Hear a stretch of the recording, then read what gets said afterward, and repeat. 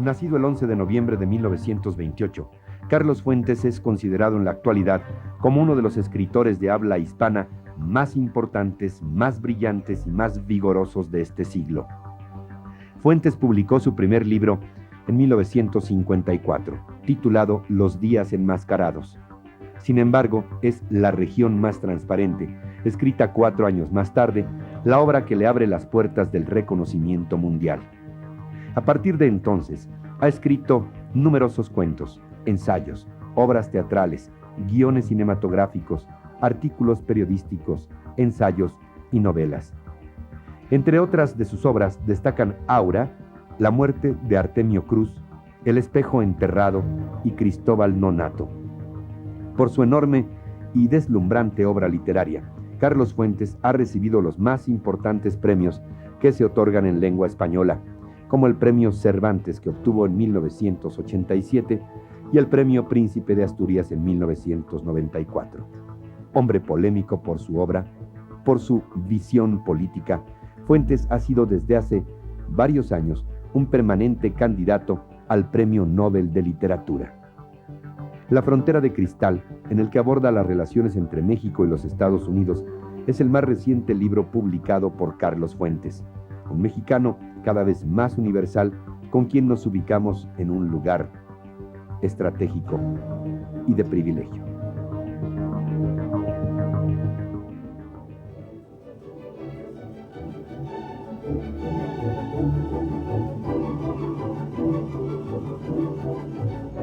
Pues en 1847, cuando la invasión y el capítulo de los niños héroes, la frontera ya andaba llegando hasta acá, ¿no? Sí, llegó hasta acá después del sacrificio de los cadetes de la escuela militar. Cayó la Ciudad de México, fue ocupada por las fuerzas de Scott, pero rápidamente el general norteamericano se dio cuenta que era muy difícil ocupar y someter la Ciudad de México y las partes pobladas de la República. Había un Cuauhtémoc en cada azotea, tirándoles piedras. Se iban a formar grupos de resistencia, maquis, guerrillas, como en efecto se formaron durante la invasión francesa. Ellos se dieron cuenta y yo creo que por eso no ocuparon la totalidad de México. Ocuparon solo las partes muy deshabitadas del norte. Y yo creo que inconscientemente, quizá desde entonces los mexicanos decidimos practicar una especie de imperialismo cromosómico. ¿Cómo es eso? A ver. Reproducirnos enormemente y hacernos presentes dentro de los Estados Unidos, que es lo que está ocurriendo hoy, ¿verdad? Se puede casi hablar de ese imperialismo cromosómico mexicano. Como decía en un momento dado aquel ideólogo de César Chávez, Miguel Ángel Ferriz, vía la panza de nuestras mujeres la reconquista del territorio de los Estados Unidos. Solo que es peligroso hablar de reconquista e indebido además. No se trata de una reconquista, se trata de convivir. Se trata de convivir, de aceptar valores mutuos en un plano de trato justo, de equidad, de dignidad. Esa es la lucha de México. Es muy difícil vivir junto al país más poderoso del mundo. La relación es por definición asimétrica. La relación casi siempre favorece al poderoso y no al débil. De manera que México es un país que ha tenido que defenderse, que usar la imaginación diplomática, política, para que la frontera se esté quieta donde está y no cambie. Ahora, tenemos, sin embargo, Ricardo, una frontera móvil, México con los Estados Unidos y los Estados Unidos con México, en el sentido de que hay una poderosa influencia norteamericana en México, inevitable, su cultura popular, su influencia política, comercial, económica, pero también hay una poderosa influencia mexicana dentro de los Estados Unidos, quizá más poderosa porque es más profunda que la influencia norteamericana en México. O sea, dirías de pronto que la frontera de ellos está aquí y la de nosotros en las calles de Chicago o en las calles... Es una frontera mexicana que se ha ido tan al norte como lo describo en mi libro La frontera de cristal. Hay episodios que ocurren en Nueva York, episodios que ocurren en Chicago. Yo he visto los campamentos de trabajadores migratorios michoacanos tan al norte como Oregón, en el noroeste pacífico de los Estados Unidos. Hay una presencia extraordinaria, hay una presencia, Ricardo, que se traduce en lazos de familia. gastronomía, cosa muy importante como agua para chocolate, lengua, religión, estilos de vida, sentimientos de respeto, de unidad, que a veces chocan terriblemente con el modo de ser norteamericano. Sin embargo, yo siempre he sostenido que las culturas perecen en el aislamiento y se vivifican en el contacto. Ahora, ese contacto no debe traducirse en actos de injusticia, en actos de inequidad, en actos de avasallamiento. Esto es contra lo que debemos luchar. Pero un encuentro natural, fructífero entre las dos culturas, yo creo que no tiene nada de malo y además llevamos las de ganar. Si te parece, Carlos Fuentes, podríamos, a propósito de cultura, mostrarle un poco a quienes nos ven en México y también en los Estados Unidos, en 42 países a donde llegamos, mostrarles un poco de este alcázar mientras seguimos comentando de este, que para fortuna nuestra no es el último, sino el más reciente libro de Carlos Fuentes. ¿Por qué esta frontera tan al estilo de Fuentes? A ver si lo explico de esta manera. La frontera norte de México, sur de ellos, se le ha llamado de muy diversas formas: el muro de la tortilla, la frontera de nopal, recientemente la pared de acero. ¿Por qué, desde el punto de vista, desde la sensibilidad de Carlos Fuentes, esta frontera de este material que es a la vez muy frío, cálido, distante y cercano? ¿Por qué una frontera de cristal, precisamente? Bueno, voy por partes. Entrevistaba para su serie de la PBS Bill Moyers, gran periodista americano, y me decía, en los años 20, los escritores norteamericanos se fueron a París, Hemingway, Fitzgerald, porque sentían que ahí estaba la frontera de su cultura, de su emoción. Yo hoy, dice Moyers, si fuera un Hemingway, un Fitzgerald, me iría a la frontera con México. Siento que es el lugar más vivo, más excitante, más problemático que tenemos los Estados Unidos. ¿Qué decir de un escritor mexicano? Tenemos que ver esa frontera norte como un lugar en el que los dramas brotan por todas partes. El drama de la vecindad, el drama de los muros, de la exclusión, el drama de la paranoia norteamericana frente a los mexicanos, el daño que los Estados Unidos se hacen a sí mismo con estas medidas de miedo, de paranoia totalmente injustificadas. Tú te das cuenta que en la historia del occidente moderno, los Estados Unidos tienen una ventaja que no ha tenido ningún otro gran imperio, ni España, ni Inglaterra, ni Francia, ni Alemania, ni Rusia, que es tener solo dos vecinos y los dos débiles. Ahora, mostrar esta paranoia ante la debilidad, yo creo que se revierte en la debilidad de los Estados Unidos, de los propios Estados Unidos. No son capaces de tener un trato justo con nosotros, un trato civilizado en la frontera, un trato que admita las realidades económicas, culturales, humanas de la frontera. ¿Creen los Estados Unidos que levantando muros de tortilla, muros de Berlín, después de la caída del muro de Berlín, levantar otro muro en San Diego?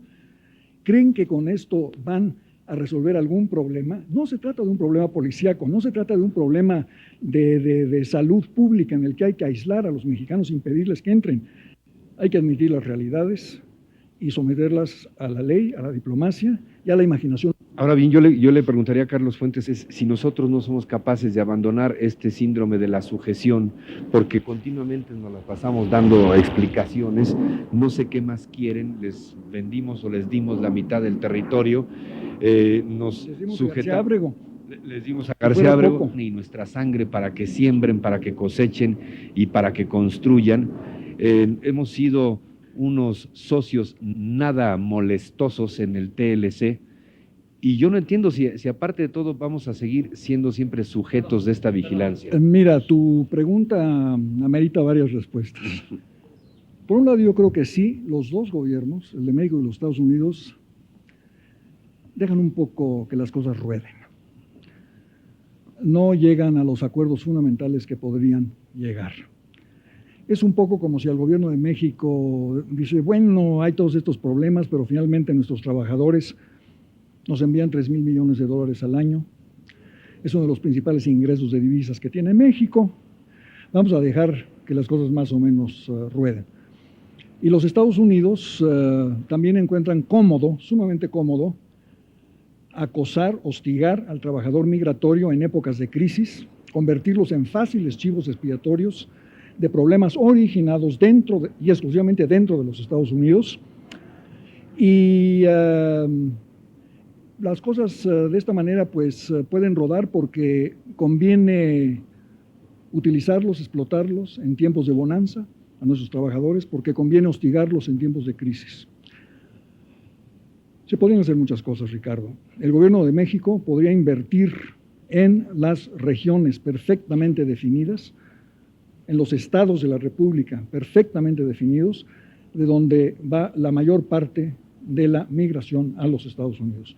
Crear más empleo y mejores condiciones de vida. En Michoacán, en Zacatecas, en Guanajuato, en Oaxaca, etc. Y los Estados Unidos podrían comprometerse simplemente a respetar los tratados internacionales de protección del trabajo migratorio. Se vendrían múltiples servicios. El trabajador mexicano va a los Estados Unidos porque lo reclama el mercado norteamericano. Se trata de un flujo bilateral de trabajo que hay que admitir como tal, no como una amenaza, no como un problema policíaco, que es como lo vienen tratando los Estados Unidos. Imagínate tú que un día, como yo quisiera, como tú lo quisieras, fuésemos capaces en México de emplear a todos nuestros trabajadores, que no fuese necesario que un solo trabajador mexicano cruzara la frontera. Ese día, los Estados Unidos tienen que empezar a buscar trabajadores migratorios en Asia, en Centroamérica, en el Caribe, yo no sé dónde, pero los necesitan. John Kenneth Galbraith dice una cosa muy clara, el economista Galbraith. Sin la presencia del trabajador mexicano, la agricultura norteamericana se desplomaría, la producción se vendría abajo, los precios del producto agrícola se irían a los cielos, habría escasez.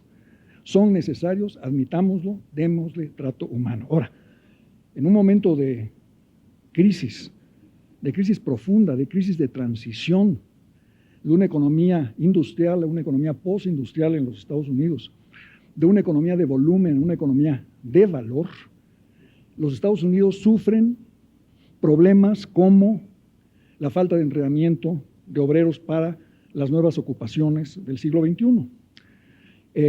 Cierre de industrias de la defensa que ya no son necesarias y en consecuencia desempleo, problemas de déficit, problemas de todo orden que son originados en los Estados Unidos, pero que se le puede atribuir fácilmente, problemas de gasto social, que se le puede atribuir el problema a los trabajadores mexicanos y convertirlos en chivos expiatorios. Es la situación que hay que abandonar.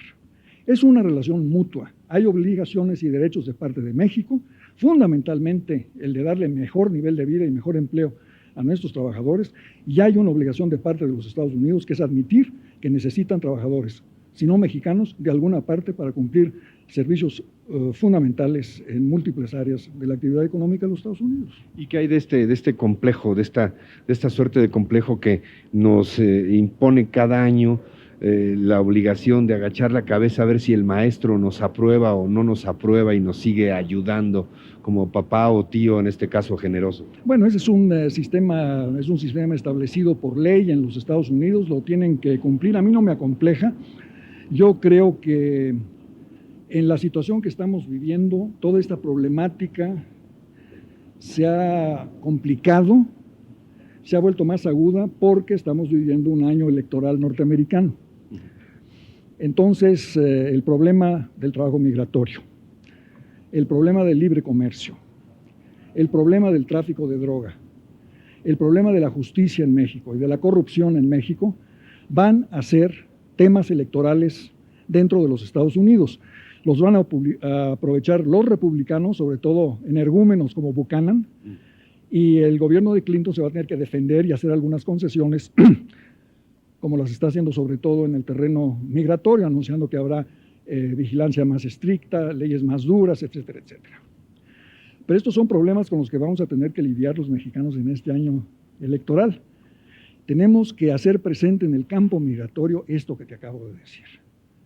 Se trata de una necesidad de los Estados Unidos y de México compartida. Nuestros trabajadores van porque no tienen empleo en México, pero sobre todo porque los reclama el mercado norteamericano. Problema de la droga. México es intermediario del producto originado en Colombia por el simple hecho de que hay un consumidor, que es el consumidor norteamericano. Hay 30 millones de consumidores de droga en los Estados Unidos. Si no hubiese esa demanda norteamericana, no habría ni producción colombiana ni intermediación mexicana. Entonces, convertir a la oferta en el elemento satanizable de la relación y casi santificar a la demanda implica una mentira, una hipocresía y una falta absoluta de decisión de parte de los Estados Unidos para descubrir quiénes son sus capos, cuáles son sus organizaciones que trafican con la droga, por qué en los Estados Unidos se queda el 75% de cada narcodólar que entra a ese país. Pero dicen que no tienen capos, que nada más son mentiras. Son distribuidores. Sí, no son papá y mamá de la tienda de la esquina. Obviamente, para manejar esa masa de droga y esa masa de dinero, tienen que haber organizaciones muy poderosas. ¿Por qué? No sabemos nada de ellas. ¿Cómo se abastece a 30 millones de ciudadanos norteamericanos? ¿Cómo? Los que debíamos estarles dando certificados de buena conducta somos los mexicanos a ellos, no ellos a nosotros. Carlos Fuentes, este libro apasionado y apasionante, La frontera de cristal, incide sobre el elemento fundamental para mí de todo esto que hemos estado hablando y que tal vez no se había visto nunca antes, que es el ser humano. Entonces tiene relatos, porque siempre hablamos de cifras y de desigualdades que se reflejan en estas estadísticas, pero el ser humano creo que se nos había olvidado cuando hablamos de estas relaciones.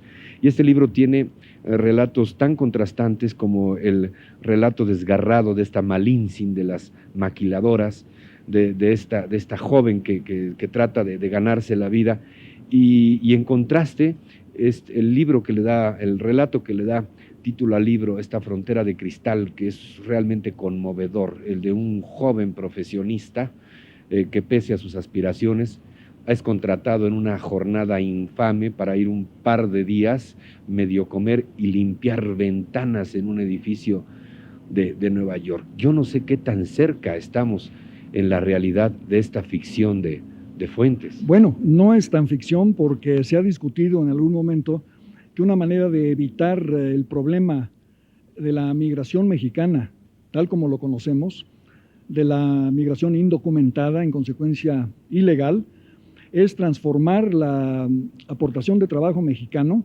de migración laboral en prestación de servicios. Entonces ya es otro el capítulo. Es una prestación de servicios que te permitiría, como en mi cuento, en la ficción de La frontera de cristal, embarcar a 200 trabajadores mexicanos si hace falta un viernes en la noche en México, llevarlos a Nueva York contratados para hacer la limpieza de los rascacielos de Nueva York durante el fin de semana y regresarlos a la Ciudad de México el domingo en la noche. Y al empresario norteamericano le saldría más barato y al intermediario mexicano ganaría muchísimo más que si se trata simplemente de coyotear el paso de trabajadores migratorios. En ese sentido, La frontera de cristal es evidentemente un cuestionamiento muy, muy serio, muy humano, pero muy severo a la vez, bueno, una cosa no excluye la otra, de las relaciones entre México y los Estados Unidos, pero es también un cuestionamiento despiadado, diría yo, de la sociedad mexicana actual, de lo dispareja que es, de lo hipócrita que es todavía esta sociedad. Y lo digo porque inmediatamente me vino a la mente la figura de ese explotador que no tiene empacho en andar con la nuera y que se está llevando a toda esta serie de jóvenes a cumplir sus ilusiones limpiando las ventanas en los andamios. En ese sentido, ¿cuál es la visión de este momento actual que vive México? Mira, hablábamos hace un rato de los problemas que van a sacar a flote los norteamericanos durante este año electoral, y decía yo que la corrupción y la justicia es uno de los problemas que nos van a echar a la cara. México no es el único país corrupto del mundo, ni mucho menos. Vemos los casos de la corrupción en Italia, en España, en Francia, en la Gran Bretaña, en los propios Estados Unidos. La diferencia, claro, es que, como en el caso de la operación Mani Puliti en Italia, los GAL en España, Estos casos acaban por saberse, salen a la luz pública. El problema de la corrupción mexicana es la impunidad que la cobija, que la protege. Las cosas se pueden guardar en un closet o barrer debajo del tapete hasta el fin de los siglos. Se pierden las pistas, no se sabe qué pasó, quién mató a Colosio, acaso murió Colosio, puede que ni siquiera lo hayan matado al paso que vamos. Es terrible este grado de impunidad que se ejerce siempre contra los débiles, que se ejerce contra los humildes y muy rara vez contra los poderosos. En la medida en que los propios mexicanos seamos capaces de crear un estado de justicia, un estado de derecho, que seamos nosotros quienes nos encarguemos realmente de crear el ambiente de justicia y de honestidad en nuestro país, este dejará de ser un tema internacional que nos obliga, por ejemplo, a la extradición de nacionales mexicanos, hablando de justicia, a entregarle García Ábrego, ciudadano mexicano, a la justicia norteamericana, porque es una papa caliente y admitimos que en los tribunales y en el sistema de justicia mexicano no se puede tratar con este individuo. Esto es una especie de capitis diminucio propia nuestra, que es sumamente dolorosa, que nos debilita mucho frente a los norteamericanos, que nos impide jugar todas las cartas diplomáticas de defensa del país que tenemos que emplear en los próximos años. Volvemos a los Estados Unidos y todavía tengo un par de preguntas, pero en estos momentos me quiero referir a las palabras finales de esta frontera de cristal, cuando dice, pobre de México, pobre de los Estados Unidos, tan lejos de Dios, ambos, y tan infortunadamente unidos el uno al otro, Tan cerca, por ahí, tan cerca el uno del otro. El uno del otro. Sí, en el momento actual de las relaciones, que esperábamos que a través del Tratado de Libre Comercio y de una larga experiencia diplomática, tanto de parte de ellos como nuestra, en el sentido de que todo es negociable. Los problemas entre México y los Estados Unidos son fatales, se van a dar siempre, por la naturaleza de la relación, por la asimetría de poder entre las dos partes. Hemos aprendido en los años, por lo menos a partir de la Revolución Mexicana, a negociar nuestros problemas. Si llega un momento, y parece que nos estamos acercando, si es que no estamos ya en él, en que no podemos negociar los problemas, esto es fatal para los dos países, porque significa avasallamientos, situaciones de fuerza, situaciones violentas, de enfrentamiento, en esa línea frágil, herida, maculada de la frontera entre los Estados Unidos y México, que puede crear situaciones de inseguridad para los dos países, con terribles consecuencias para la paz interna, para la relación económica, para la vida de la gente concreta, del muchacho que va a lavar ventanas a los Estados Unidos, de Malintzin que trabaja, Marina que trabaja en las maquilas, de un viejo sentado en una silla de rueda, en la cicatriz misma, en la raya del olvido de la frontera, porque finalmente, Ricardo, de eso se trata, de gente real, de gente concreta, de individuos que viven esta situación. Nosotros podemos elaborar teorías, podemos hablar de diplomacia, de derecho, finalmente estamos hablando de seres humanos que viven en la frontera, que sufren la frontera, que gozan la frontera, pues una frontera extraordinariamente alegre al mismo tiempo, vital, llena de jugos, extraordinaria para un novelista, casi te espanta tocar la frontera, pero dices, no puedo con el tema, es tan caliente, es tan maravilloso, es tan humano, ¿verdad? Déjeme concluir pues con el ser humano, con el individuo. Yo no pude evitar que me gustase muchísimo Michelina, a pesar de los pesares, que me excitara Rosa, en la maquiladora. Ando vestida de Carmelita, ¿verdad? Y bueno, sí, pero le pasa lo que le pasa, ¿no? Bueno, y sin embargo, creo que me enamoré de Audrey. De la norteamericana. De la norteamericana. Bueno, yo también. Me gustó. Entonces, hábleme de Lisandro y de Audrey. O sea, de esta posibilidad, de dejar por un momento de hablar de los países, de las leyes, de los acuerdos, de los tratados, para hablar de los seres humanos. Porque creo que si Fuentes tiene muchas virtudes como escritor, como ensayista, pero es siempre poner los ojos en el ser humano. Esta posibilidad de Lisandro y de Audrey, este enamoramiento, este surgimiento del amor a pesar de la frontera de cristal que está allí, a pesar de la ausencia de los sonidos, solamente casi con las miradas y con las manos. Tienen que escribir sus nombres sobre el cristal, en el polvo del cristal, y se dan un beso a través del cristal. Pero por eso llamo a la novela La frontera de cristal, porque creo que este es el cuento clave. Lo que finalmente va a permitir una mejor relación entre México y los Estados Unidos es precisamente ese contacto humano, ese contacto de seres humanos que se está dando todos los días. Los mexicanos y los norteamericanos en un plan personal nos llevamos bien. La cultura, los libros, Carlos, ¿qué papel juegan los medios? No, enorme, enorme. Hay una gran presencia de la cultura mexicana, hay una gran presencia de nuestra lengua, sabemos, de nuestra gastronomía, de la religión, de los hábitos culturales, de las relaciones afectivas. En esos 10 millones de mexicanos que viven en los Estados Unidos, en su relación con los norteamericanos.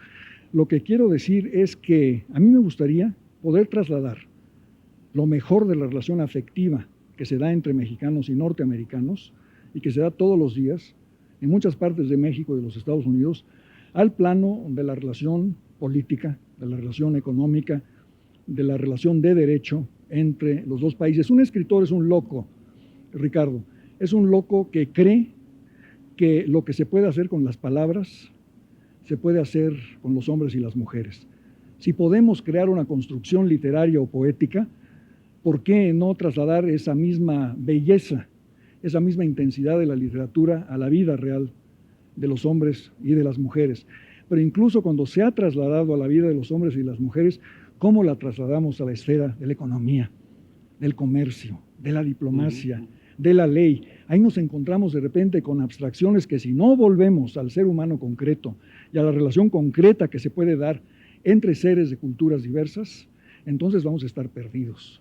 Vamos a vivir en un mundo congelado, en un mundo peligroso, en un mundo de enfrentamientos constantes, de falta de mutua inteligencia, de mutua comprensión. Esto sería terrible. Ahora, dicho esto, sí creo que México, la diplomacia mexicana tiene una enorme responsabilidad creciente frente a los Estados Unidos a fin de hacer valer simplemente los derechos que por ley nos asisten y que ellos violan con mucha más frecuencia que nosotros. Hay que insistir en eso.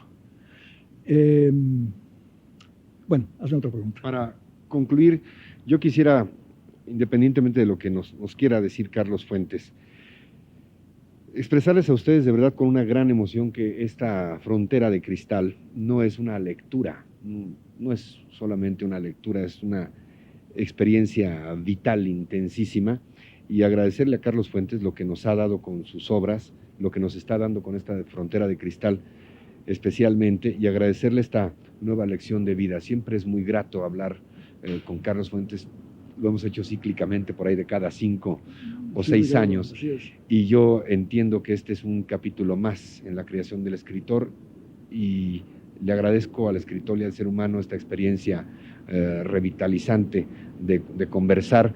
Y no sé, tal vez la última pregunta por esta ocasión, porque amenazo con que habrá más, es ¿cuál es el próximo proyecto en esta edad del tiempo que se ha impuesto y que Carlos Fuentes sigue desarrollando con sus obras? Mira, empecé con la novela Diana o La cazadora solitaria, una trilogía de novelas breves, relativamente breves, de 200 páginas, que ocurren en la América Latina contemporánea.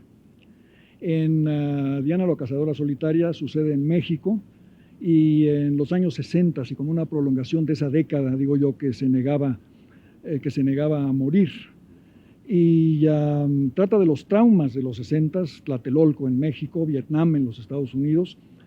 La segunda ocurre en Colombia y tiene que ver con la muerte de un joven guerrillero que se llamó Carlos Pizarro y que fue candidato a la presidencia de Colombia, una muerte en el aire a manos de un esbirro que sabía que al matar a Pizarro, ahí mismo, iba a ser ultimado por los guardaespaldas de Pizarro, y en cuyos zapatos encontró, una vez que lo mataron, un pedacito de papel que decía: no se olviden de que prometieron darle $2,000 a mi mamá.